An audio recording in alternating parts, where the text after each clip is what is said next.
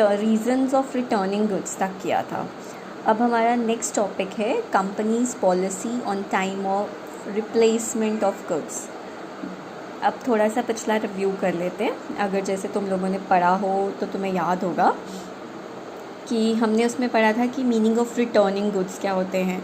जब हम कोई चीज़ ख़रीद कर ले आते हैं और हमें वो पसंद नहीं आती ड्यू टू सम रीज़न्स, तो हम उसे वापस करवाते हैं। ठीक है, तो उन्हें meaning of returning of goods में हमने ये सब पढ़ा था कि एक्सचेंज करवाएंगे या रिटर्न करवाएंगे, तो किस पॉलिसीज़ के अंडर हम लोग रिटर्न और एक्सचेंज करवा सकते हैं। क्या रिटेल कंपनीज़ हमसे वो चीज़ें वापस लेती हैं या फिर उसके बिहाफ पे वो पहले कुछ अपनी पॉलिसीज़ को फॉलो करती हैं या फिर मना कर देती हैं। ऑल दीज थिंग्स जो हमने पिछले टॉपिक में पढ़ी है ना।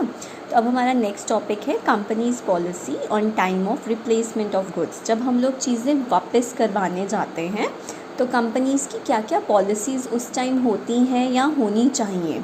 ठीक है, अब उसने क्या बोला कि majority of countries there are laws that protect the right of consumers. These laws dictate the base minimum of refund and return policies that have to be followed. What he said कि majority world में जितनी भी countries हैं, majority मतलब ज़्यादातर countries में है ना, ज़्यादातर कंट्रीज़ में ये जो लॉज हैं कंज्यूमर्स के लॉज, इनको प्रोटेक्ट किया जाता है। कैसे प्रोटेक्ट करते हैं, मतलब उन्होंने जब कंपनीज़ ये बनती हैं तो उसमें एक क्लॉज कस्टमर्स को किस तरह से वो लोग डील करेंगे, कस्टमर्स के लिए वो क्या क्या पॉलिसीज़ रखेंगे, उस पे भी वो लोग डिसाइड करते हैं। तो हर एक कंपनी के लॉज में कंज्यूमर लॉज होते हैं।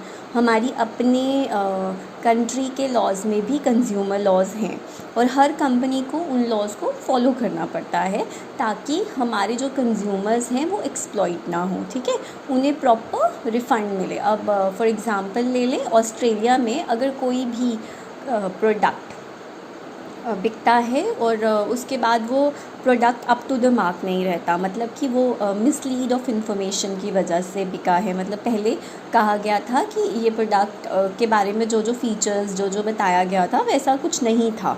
तो अगर वैसा कुछ होता है तो कंपनी की पॉलिसी हो या ना हो, ऑस्ट्रेलिया में कंज्यूमर लॉ के अंडर उन्हें पूरे पैसे रिफ़ंड होते हैं उस चीज़ के।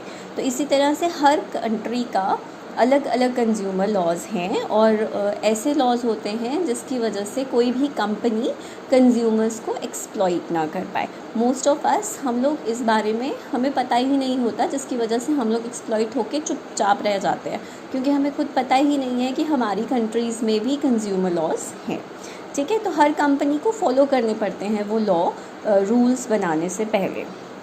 देन ही सेड कि ये जो लॉज हैं ये बताते हैं कि कंपनी कितना रिफ़ंड करेगी या फिर उसके बदले में तुम्हें नई चीज़ देगी या फिर क्या मतलब उससे कौन से मेजर्स फॉलो करने पड़ेंगे if you don't like the product, या फिर वो प्रोडक्ट ख़राब था या फिर तुम्हें मिसगाइड किया गया। ठीक है, तो उस हिसाब से लॉज बनते हैं और उस हिसाब से प्रोडक्ट्स बेचे जाते हैं और अगर किसी को कोई प्रॉब्लम है तो उन मेजर्स के अकॉर्डिंगली कंज्यूमर्स को एक्सप्लॉइटेशन को रोका जाता है।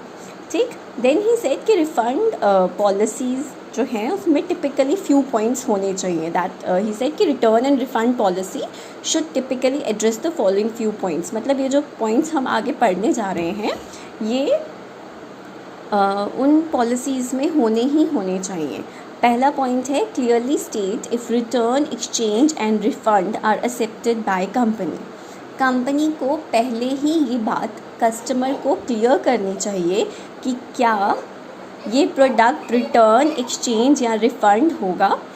और मतलब जब हम लोग प्रोडक्ट ख़रीदने जाएं तो ही हम लोगों को, मतलब कस्टमर को ये मेंशन होना चाहिए कि ये प्रोडक्ट रिटर्न हो सकता है या एक्सचेंज हो सकता है या फिर इस प्रोडक्ट को हम लोग रिफ़ंड कर सकते हैं या नहीं कर सकते हैं। लाइकवाइज मैं तुम्हें आफ्टर इस लेक्चर के ख़त्म होने पे तुम्हें कुछ एग्जांपल्स शो करूँगी जहाँ से तुम्हें ये लाइन बिल्कुल क्लियरली शो हो जाएगी। लाइक ऑनलाइन शॉपिंग्स में कैसे हमें बता दिया जाता है कि ये प्रोडक्ट हमें पहले ही मतलब प्रोडक्ट जब हम लोग ऑनलाइन शॉपिंग में प्रोडक्ट देख ही रहे होते हैं तभी हमें वहाँ पे क्लियरली मेंशन्ड होता है कि ये प्रोडक्ट रिटर्न कितने दिन में होगा, हो सकता है या नहीं हो सकता है, और एक्सचेंज हो सकता है या नहीं, और अगर रिफ़ंड करना है या फिर हम इसे एक्सचेंज करेंगे, ये सब चीज़ें पहले से मेंशन्ड रहती हैं। ठीक है। सेकंड है the number of days customer have to return और एक्सचेंज अ प्रोडक्ट। कितने दिन के अंदर कस्टमर को वो प्रोडक्ट हमें रिटर्न या एक्सचेंज करना है। Third, list any product that may be exempt from return. अगर कोई प्रोडक्ट ऐसा है जिसे वो लोग रिटर्न वापस नहीं लेंगे तो वो पहले ही बताना है कि ये प्रोडक्ट अब वापस नहीं होगा। लाइकवाइज मोस्टली कॉस्मेटिक आइटम्स ऐसी होती हैं जो वापस नहीं होती हैं, है ना। तो वो पहले ही आपको बता दें प्रोडक्ट ख़रीदते टाइम ही कि ये प्रोडक्ट आपका रिटर्न या एक्सचेंज नहीं होगा, ताकि आप लोग अवेयर हो जाएं और सोच समझ कर प्रोडक्ट ख़रीदें। ठीक है। फोर्थ है outline any other requirements that customer has to meet to be eligible for refund. कोई भी ऐसी रिक्वायरमेंट जो कस्टमर को पूरी करनी पड़ेगी अगर उसे रिफ़ंड करना है।